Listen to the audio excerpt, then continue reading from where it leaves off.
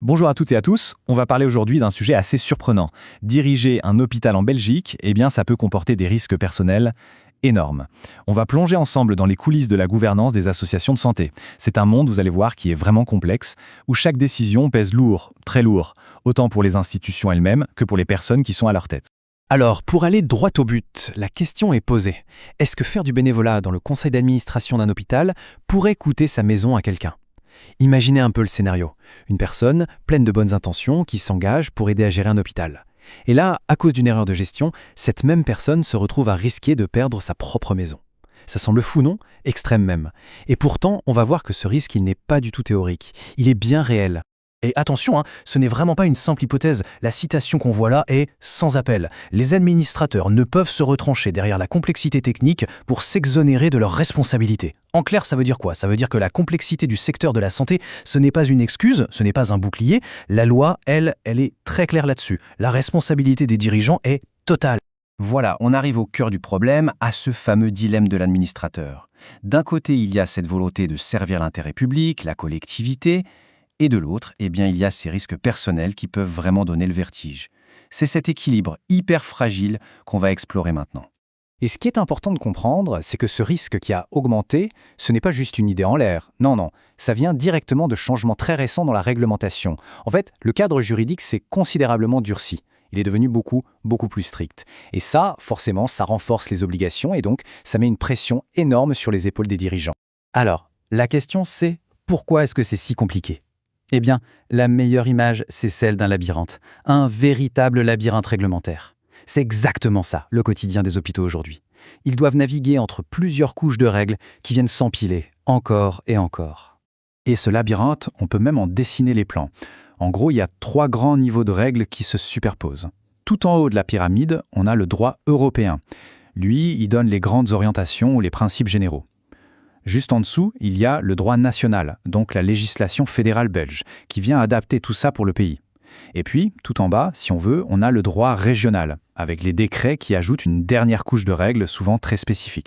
Et le résultat de tout ça, chaque étage de la fusée ajoute sa propre dose de complexité. Pour un hôpital, ça devient un vrai casse-tête, un enchevêtrement de lois. Et du coup, être en conformité, ce n'est pas quelque chose qu'on fait une fois et puis c'est fini. Non, c'est un marathon. Ça demande d'être sur le qui-vive constamment. Bon, maintenant qu'on a vu pourquoi c'est si complexe, passons à la question pratique. Concrètement, qu'est-ce qu'il faut faire ? Pour s'en sortir dans ce labyrinthe, la loi est claire. Elle impose aux hôpitaux et à leurs dirigeants 4 obligations, 4 devoirs absolument fondamentaux. Et ces 4 devoirs, on peut les voir comme 4 piliers. C'est simple à retenir. Organiser, documenter, rapporter et enfin former. Pour être dans les clous, comme on dit, une institution doit vraiment maîtriser ces 4 actions sur le bout des doigts. Allez, on va regarder ce que ça veut dire pour chacune. Le premier pilier, donc, c'est organiser. Qu'est-ce que ça veut dire ? Ça veut dire qu'il faut mettre en place une vraie structure. On ne peut pas juste croiser les doigts et espérer que tout va bien se passer. Non, il faut des procédures formelles, écrites noir sur blanc.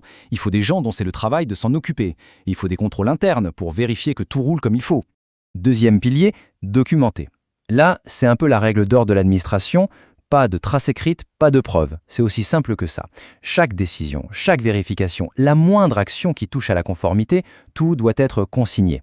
Ces archives, c'est la boîte noire de l'hôpital. C'est la preuve que l'institution a bien fait son travail. Il faut pouvoir les sortir à n'importe quel moment si les autorités les demandent. Troisième pilier, rapporter. Alors là, on parle de la communication avec les autorités. Et il faut s'imaginer que les hôpitaux doivent leur envoyer une montagne de données, de rapports, d'informations.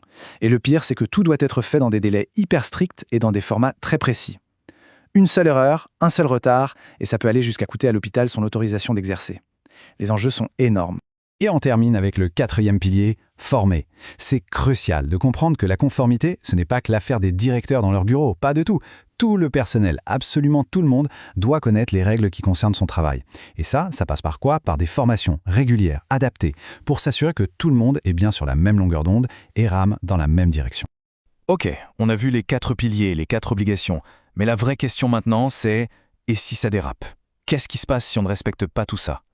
Eh bien, c'est précisément là que les risques dont on parlait au tout début deviennent soudainement très concrets. Alors, regardons ce tableau. Il y a 3 niveaux de responsabilité. Le premier, c'est l'administratif. Là, c'est l'institution qui prend. Des amendes qui peuvent se chiffrer en millions d'euros, ou pire, la suspension de l'agrément. Ensuite, on passe au civil. Et là, ça devient personnel. Très personnel. En cas de faute, c'est le patrimoine de l'administrateur, c'est bien propre, qui peut servir à réparer les dégâts. Et enfin, le niveau ultime, le pénal. Là, c'est la double peine, des amendes et potentiellement de la prison. Et ça concerne aussi bien le dirigeant que l'institution. Et attention, il y a un détail, mais un détail qui change absolument tout. Normalement, la loi prévoit des plafonds pour la responsabilité civile des administrateurs, pour limiter les dégâts. Sauf que, en cas de faute grave, ces plafonds, ils sautent, ils disparaissent. Et là, le risque financier pour la personne devient potentiellement illimité. C'est vertigineux.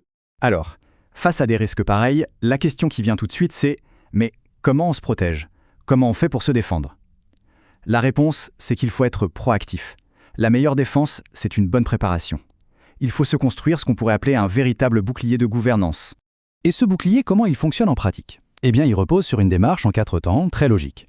D'abord, 1. Surveiller constamment la réglementation. Faut être à jour. 2. Faire des audits réguliers. C'est un peu comme un check-up pour voir si on est toujours en règle. 3. S'il y a un problème, on crée des plans d'action pour corriger le tir. Et 4, c'est le mot d'ordre depuis le début, on documente tout, absolument tout, pour pouvoir prouver qu'on a bien fait les choses. Et l'objectif de toute cette méthode, ce n'est pas juste d'être en conformité pour le plaisir d'être en conformité. Le vrai but, c'est de pouvoir le prouver. C'est cette documentation, cette trace de toutes les actions qui permet aux administrateurs de dire « Regardez, nous avons géré les choses de manière prudente, de manière responsable. » C'est ça leur meilleure ligne de défense si un jour on vient leur chercher des noises.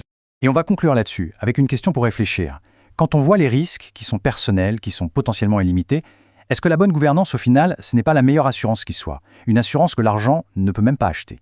C'est bien plus qu'une simple case à cocher sur une liste d'obligations légales, c'est une vraie protection. Une protection pour l'institution, bien sûr, mais aussi et surtout pour les femmes et les hommes qui s'engagent pour la diriger.